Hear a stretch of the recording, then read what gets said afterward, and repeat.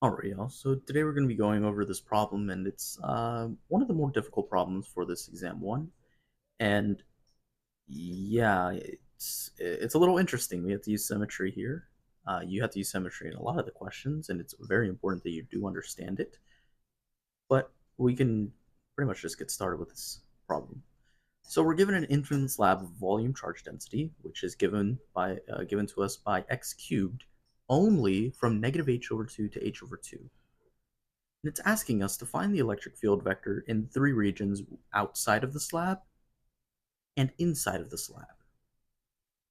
Okay, so how do you even start with this problem? I feel like, you know, I'm seeing this problem, the first equation that kind of jumps out to me because we're trying to relate rho v and E.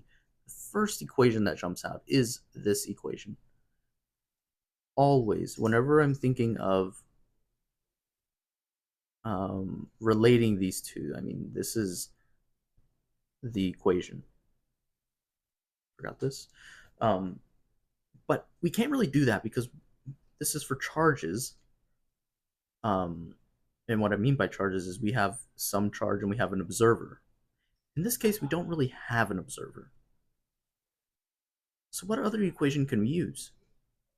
Well, we can relate, what else? We can relate the flux density, and remember flux density, the integral of it, dotted within with respect to ds, is equal to Q enclosed. Now, how does this relate rho v and E? We don't even have a rho v nor an E in this equation, in this green equation. We have to look at it a little bit further because what else do we know? Well, we know D, that vector D, is equal to epsilon not E. And what else is Q enclosed equal to? Well, it's also equal to the integral, in our case, the volumetric integral of rho v dv. So technically, we have two equations. We have our variables in the equations we want. So let's start with this. Well, how can we find Q enclosed? Let's start on the right side because we have rho v.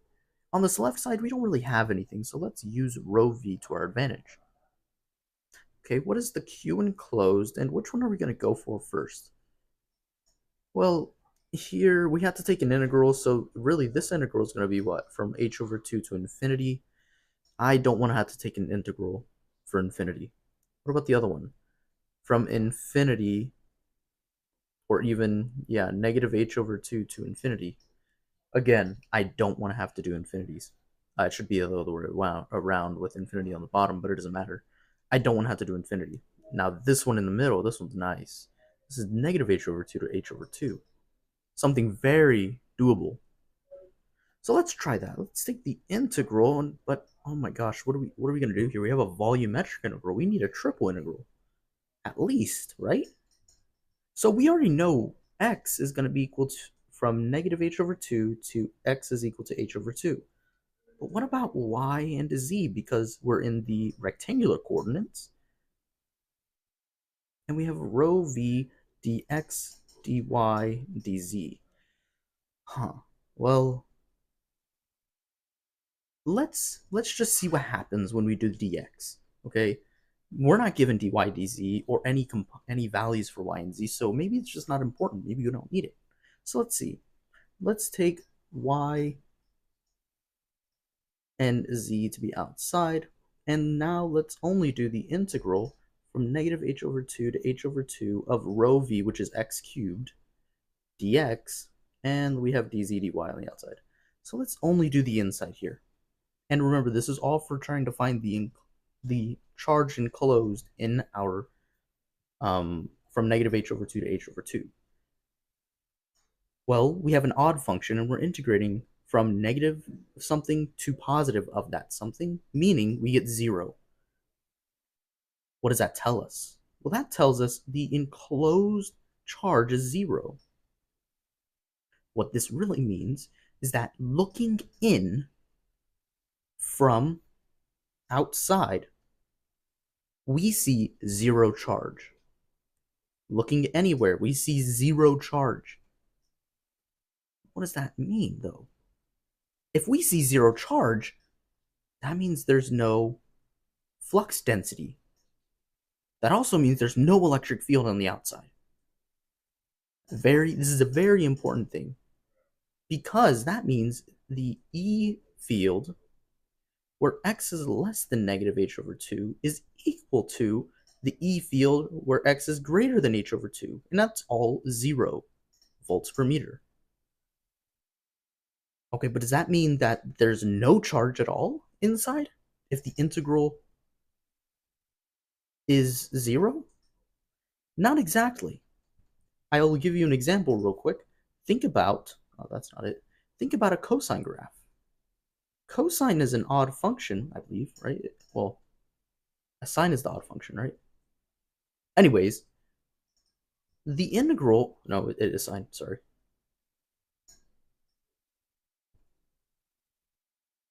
So let's say we take the integral from negative pi over 2 to pi over 2, right?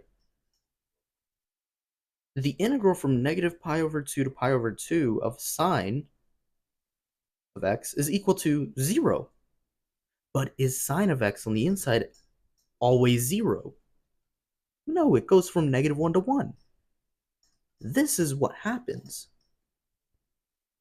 There is some charge inside, but from the outside, when looking in, we see nothing. That's what this means. Okay, so away from my ramble here, what can we do with this? Well, what we can do is, because we know there is some charge on the inside, and we know there is no charge on the outside, we can now use Gauss's law to really be able to solve this.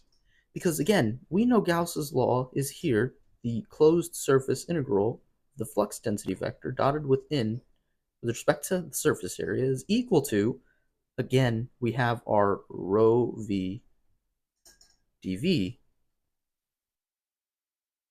What are we going to be doing now? Well, what this is going to tell us is that we have to create a Gaussian surface, something that is easy for us to understand. So let's create a Gaussian surface.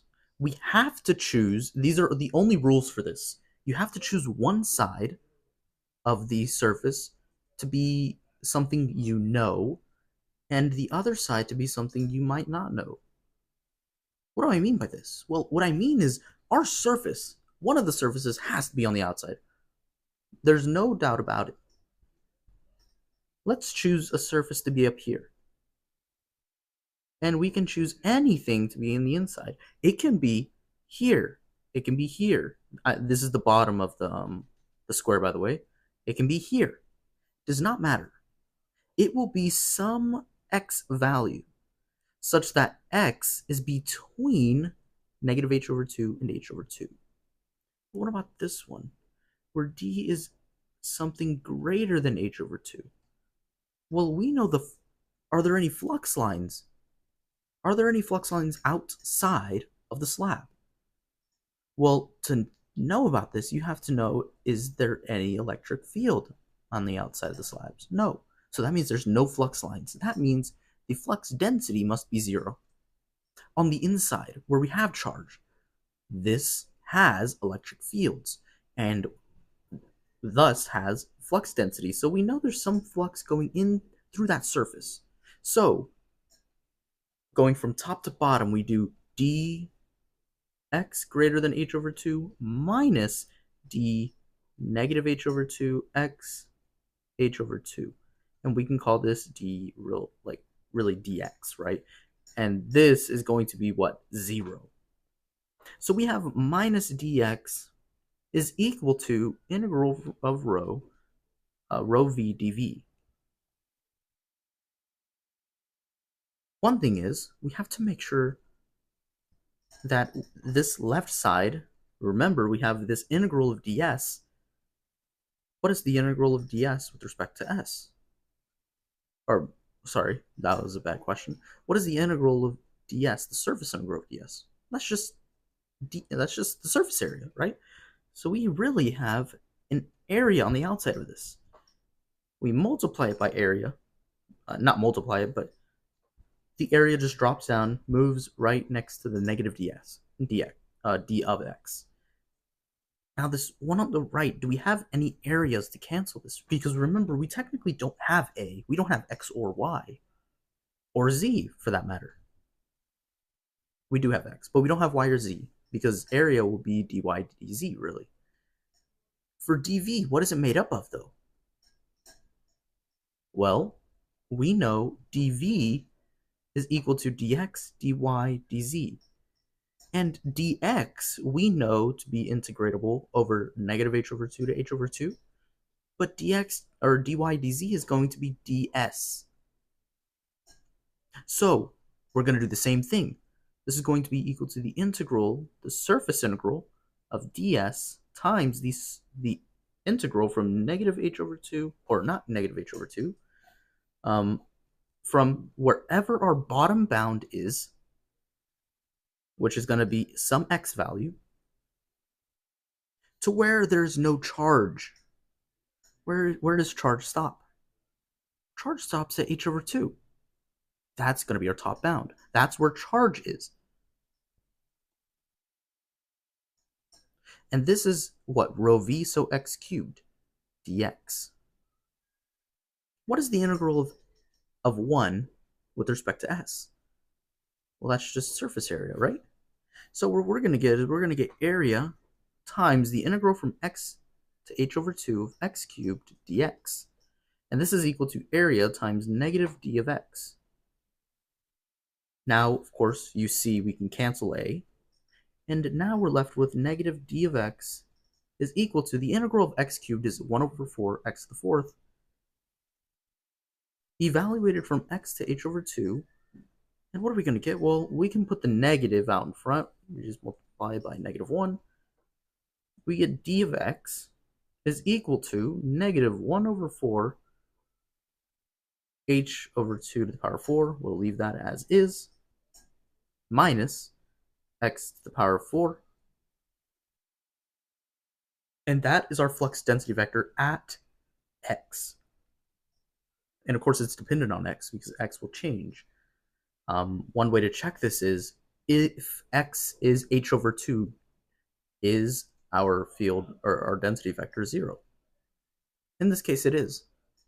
So perfect, we have that. Now, we're not asked for d of x, though. We're asked for E, the electric field. Well, how are D and E, sorry, how are D and E related? Well, E is equal to D over epsilon naught. So E, in this case, from negative h over 2 to x to h over 2 is equal to negative 1 over 4 epsilon naught h over 2 to the power 4 minus x to the fourth. And don't forget your units, volts per meter. That is our answer for part A. Quite a long way. There have been longer, but this is more of a, you have to really think. You have to really think about how you're going to do this. Now we're asked for the voltage drop between points A and B. Now we can get something that's a little bit easier to do. Voltage drop between points A and B. First thing, write down the equation. E dot dr. What else do we need to know? Well, we need to know what path we're going to take. Another question you could ask yourself is, what coordinate system am I in? We are in the rectangular coordinate system. The rectangular coordinate system loves straight lines. So what we're going to do is, let's erase this here, make some space. We're going to start at A, and maybe this will be okay. I don't really want to do this. I don't want to do this because that is not a straight line. This is horizontal or vertical. This will change with a different variable. It's like y is equal to x. I don't want to do that. I want to integrate over either going straight up and then to the right, or going right and then straight up. This way only one variable changes at a time. You have two separate integrals. Okay, so that means let's use this pink line, and that means there's going to be a point, we'll call point P. It's going to be at what? H over 2, because x, or actually, sorry, not h over 2. The z will change, so you have 0, 0, 1 there. And now you're going to integrate from VPB, and the x value will change. So what we're going to do is we're going to say VAP plus VPB is equal to VAB. Right? We're going to do superposition. VAP is equal to the integral. What's changing? Well, z is changing. So we're going to do from 0 to 1 of E, and remember we're doing the z hat with respect to z. Now, when we're taking the dot product between two vectors, and one of them has a z unit vector, we have to use the z unit vector of the E one, of the electric field, sorry. Now, does the electric field have... That's what I was missing. I'm so sorry. That's what I was missing. This is only going in the x direction. Does the electric field now have a z component? Well, no, it doesn't. So what does that tell you? That means the distance from A to P is 0. The voltage drop across it is 0 because there's no... Well, basically what you're doing, you're just taking the integral from 0 to 1 of 0 dz. Well, that's 0. Don't waste your time on this. Next part. Vp, the voltage drop from point P to point B. What changes? X changes. How much does it change by? H over 2. So now you're going to do the integration from 0 to h over 2 of the E vector, the x component of it, dotted with the x unit vector, dx. And now what you're going to do is you're taking that entire thing, and let's take out everything that is not going to be, as a constant. It's going to be negative 1 over 4 epsilon naught integral from 0 to h over 2. One thing we're going to notice, since they're being subtracted, we can separate those two integrals. So we have h over 2 to the power of 4 dx minus integral from 0 to h over 2 again of x to the 4th dx. So let's take both of these one at a time. This one does not have an x, so what? It's just going to be x. So that means we have negative 1 over 4 epsilon naught. We're dragging it from the outside. And now we have h over 2 to the power of 4 times x evaluated from 0 to h over 2. Well, that's just h over 2, right? So it's being multiplied by h over 2. And h over 2 to the power of 4 times h over 2 is equal to h over 2 to the power of 5. Now we're going to subtract. Oh, by the way, if you need to press pause and kind of do this yourself, please do it yourself. I'm doing this a little bit quicker because this is supposed to be kind of math you know. And if you need to, plug it into your calculator. You have a calculator here, you can use it. Integral from 0 to h over 2 of x to the 4th, which is x to the 5th over 5, from 0 to h over 2 is going to be, we can erase this, it's going to be h over 2 to the 5 divided by 5. So what do we know? We can factor out h over 2 to the 5th. We get negative 1 over 4 epsilon naught times h over 2 to the power of 5 times 1 minus 1 over 5. This becomes 4 over 5. Well, we have a 4 here. We can cancel with this one. And now we're left with negative 1 over 5 times h over 2 to the 5th. And don't forget your epsilon naught here. Okay. And that should be your answer for voltage drop between points A and B.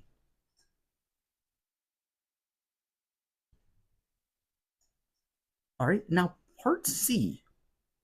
Part C asks for the equivalent surface charge density, which when placed at x is equal to 0, will produce the same electric field outside the slab as the original slab does.